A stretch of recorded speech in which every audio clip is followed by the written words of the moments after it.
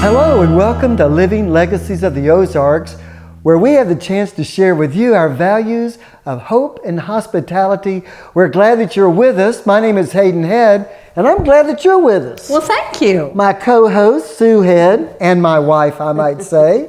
How are you doing? I'm happy to be here today and happy to be in this wonderful setting of the Star Schoolhouse located on the campus of College of the Ozarks. This is a great space, isn't it? Really happy to interview our guest today, who happens to be an alum of College of the Ozarks. A complete coincidence, right? Yeah. So this is Johnathan McGuire. He's the lead pastor at Bridge of Faith Church in Rockaway Beach. Yes. So tell us a little bit about your story, Johnathan.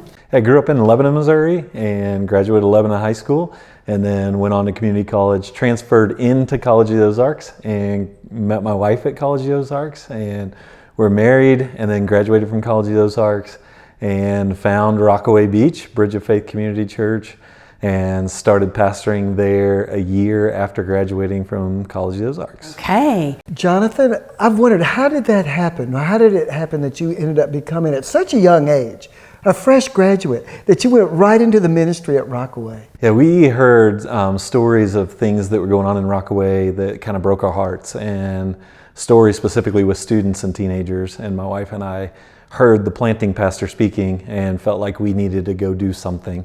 And so we went straight over Rockaway. We served underneath him a year, and then he felt called to plant churches. And my wife said it best, there was no way we could keep from doing it. And so we started pastoring in Rockaway Beach in July of 2007, so 17 years ago. Well, there's been a lot of growth over in your church community there. Tell us about how you were received when you got there and what it's like today.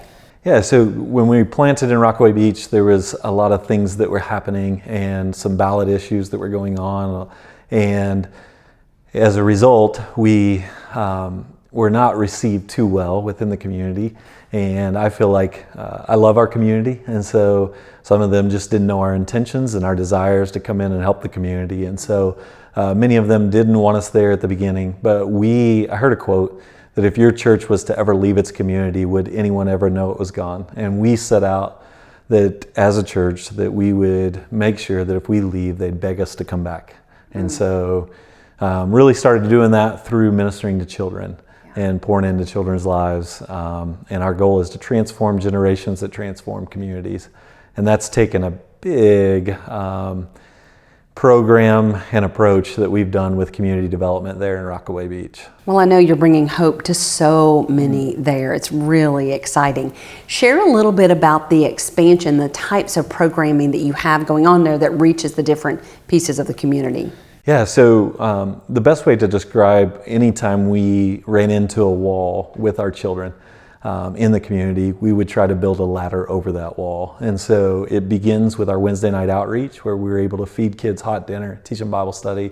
We bus them in, bus them back home, and then we get them into our summer program. Summer program's 4 days a week for 4 weeks. We call it Vacation Bible School on steroids. So we pour into the kids while we're there. They'll learn financial literacy and get financial literacy. So Monday they have a financial literacy lesson. On Tuesday they have a job on campus.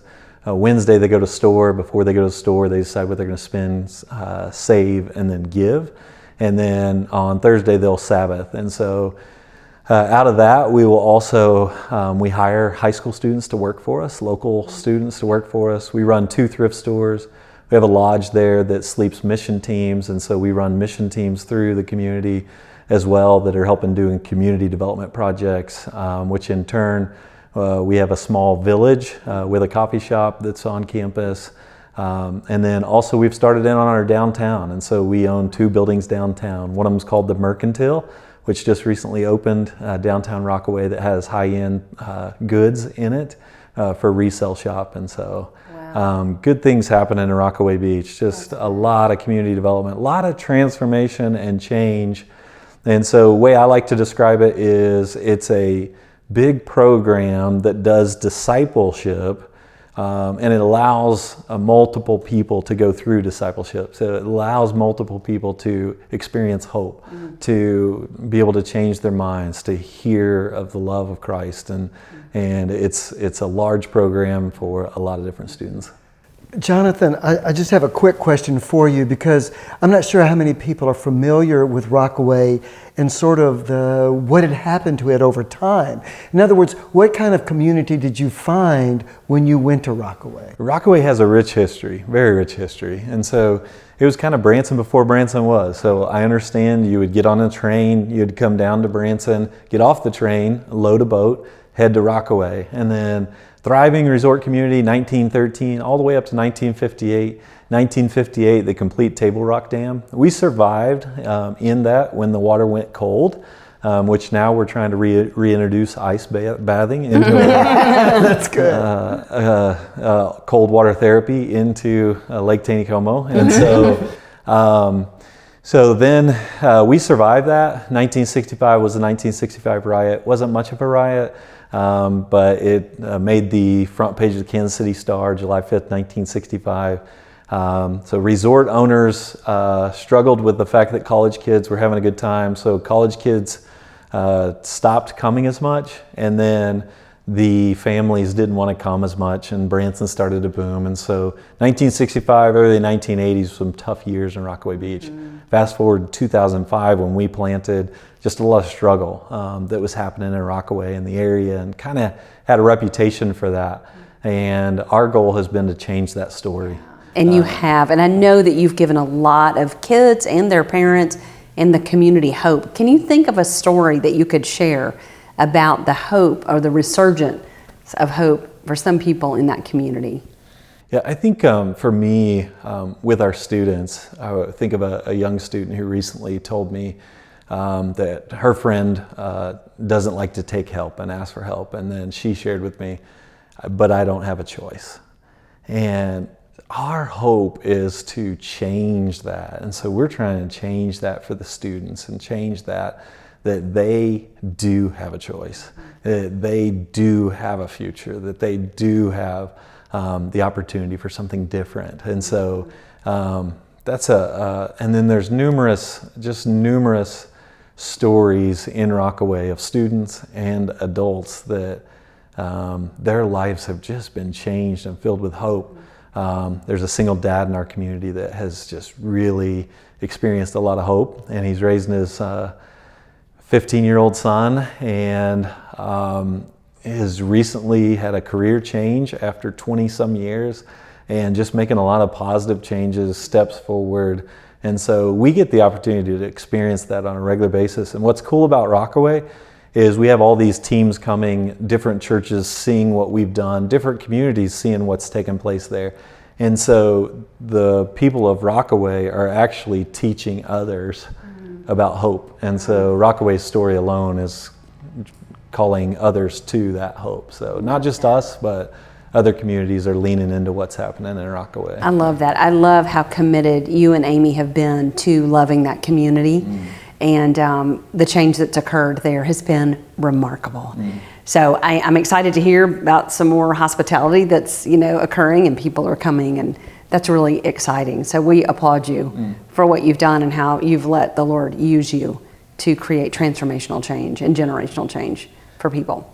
Awesome. Well, we're thankful for all that you've also poured into us, and that's the thing about Rockaway is there have been many in this area who have supported what has been taking place, and so they have desired to give the people of Rockaway hope. And I've seen that from the Branson community. They've desired to get behind us and to really the whole area experience hope and uplifting.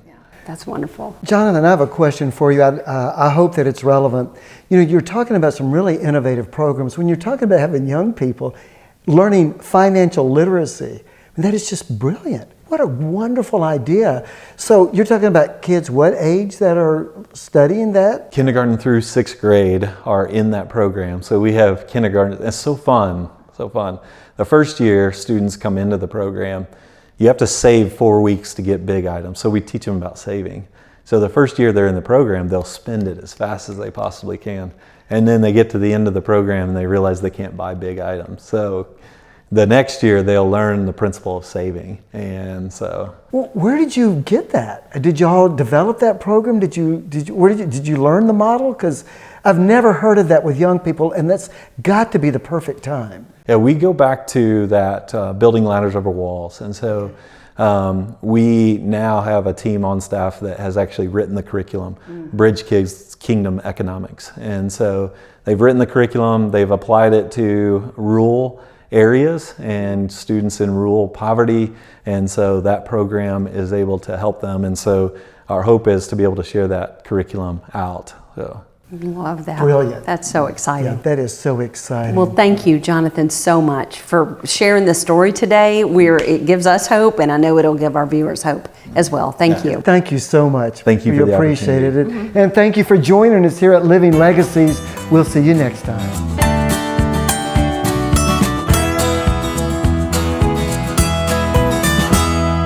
Living Legacies of the Ozarks is sponsored by Ozark Mountain Legacy.